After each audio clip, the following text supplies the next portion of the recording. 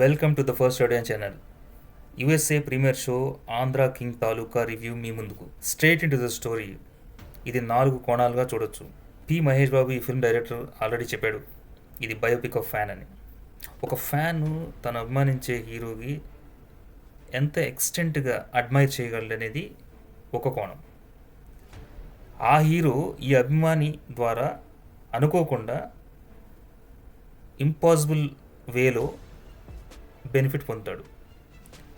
అందుకు ఈ అభిమానిని చూడటానికి చేసే ప్రయాణం ఒక కోణం. హీరో హీరోయిన్ల మధ్య లవ్ స్టోరీ ఇంకొక కోణం. Hero comes from one isolated village. దానికి కరెంట్ ఉండదు, it is disconnected from the main stream.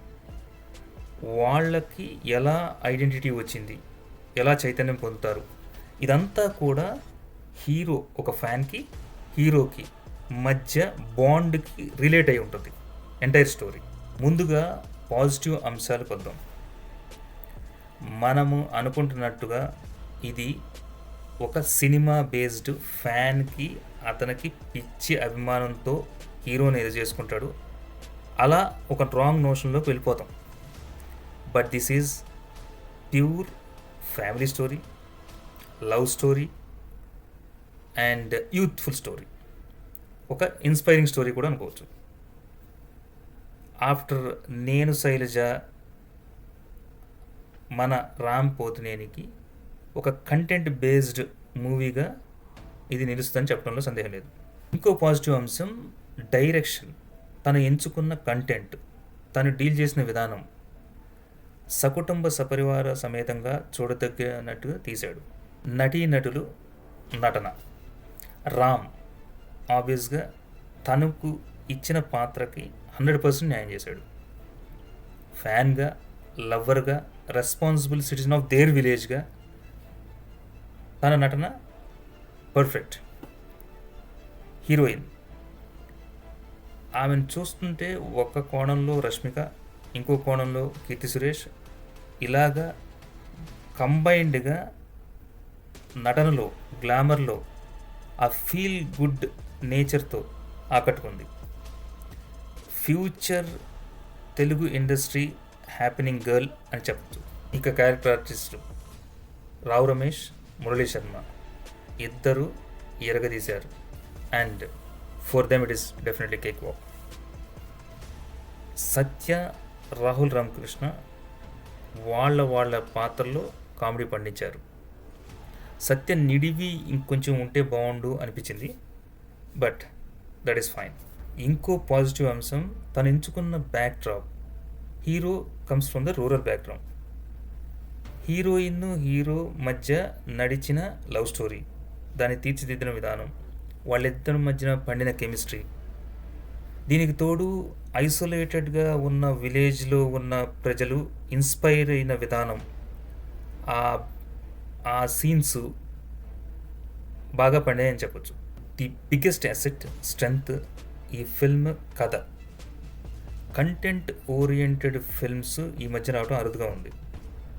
ఈ కథలో గొప్పతనం అన్ని వర్గాలకి, యూత్, ఫ్యామిలీస్, జెన్సీ అందరికీ 75% ఆఫ్ ద మూవీ డెఫినెట్గా నచ్చుద్ది. ఇంకో పాజిటివ్ అంశం తను ఎంచుకున్న back drop. Hero comes from the rural background. Heroine hero మధ్య నడిచిన లవ్ స్టోరీ, దాన్ని తీర్చిదిద్దిన విధానం, వాళ్ళిద్దరి మధ్యన పండిన కెమిస్ట్రీ, దీనికి తోడు ఐసోలేటెడ్గా ఉన్న విలేజ్లో ఉన్న ప్రజలు ఇన్స్పైర్ అయిన విధానం, ఆ సీన్స్ బాగా పండాయని చెప్పొచ్చు.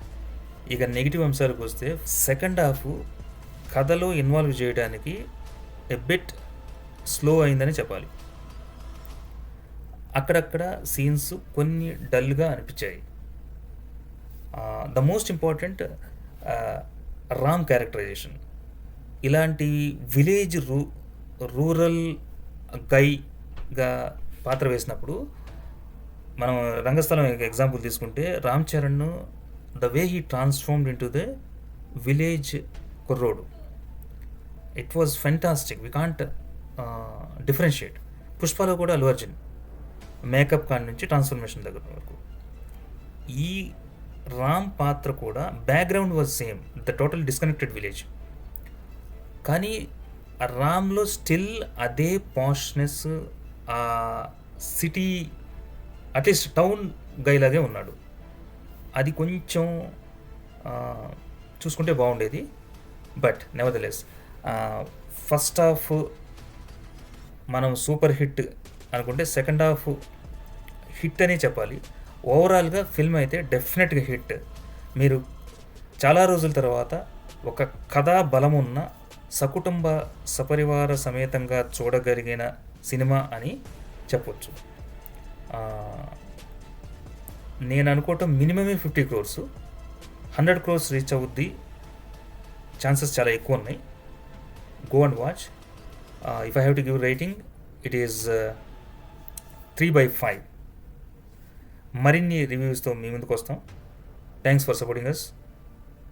నమస్తే.